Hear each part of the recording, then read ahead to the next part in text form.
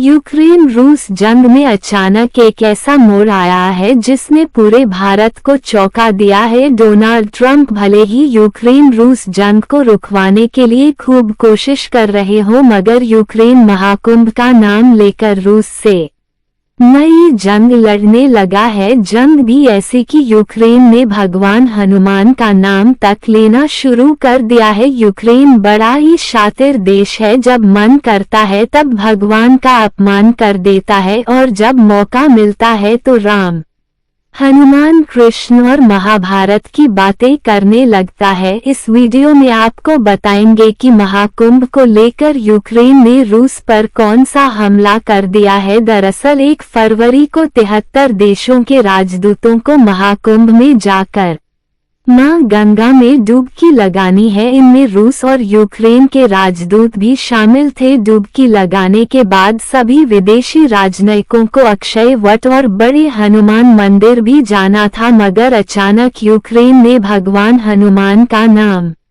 लेकर ही बवाल खड़ा कर दिया है। यूक्रेन ने अचानक ऐलान कर दिया है कि वो अपने राजदूत को महाकुंभ में नहीं भेजेगा। यूक्रेन ने कहा है कि महाकुंभ में हम पर आक्रमण करने वाला रूस भी आ रहा है, ऐसे में हम कुंभ में नहीं जाएंगे। यूक्रेन बोल रहा है कि रूस हमारे हजारों लोगों को मार चुका है, रूस के हाथ खून से सने हैं। त्रिवेणी संगम का पवित्र पानी भी रूस के पाप नहीं धो पाएगा। बताइए, यूक्रेन को अपने पाप तो देख नहीं रहे, लेकिन रूस पर बयानबाजी कर रहा है। यूक्रेन दुनिया भर के देशों से पैसा और हथियार लेकर रूस पर लगातार हमले कर रहा है, रूसी सैनिकों को मार रहा है, लेकिन पापी सिर्फ रूस को बोल रहा है। हैरानी तो तब हुई जब यूक्रेन ने खुद की तुलना भगवान हनुमान से कर दी। यूक्रेन ने कहा कि जिस तरह से भगवान हनुमान धर्म की रक्षा के लिए खड़े रहते हैं, ठीक उसी तरह से यूक्रेन भी न्याय और सच्चाई के लिए खड़ा रहेगा। यूक्रेन को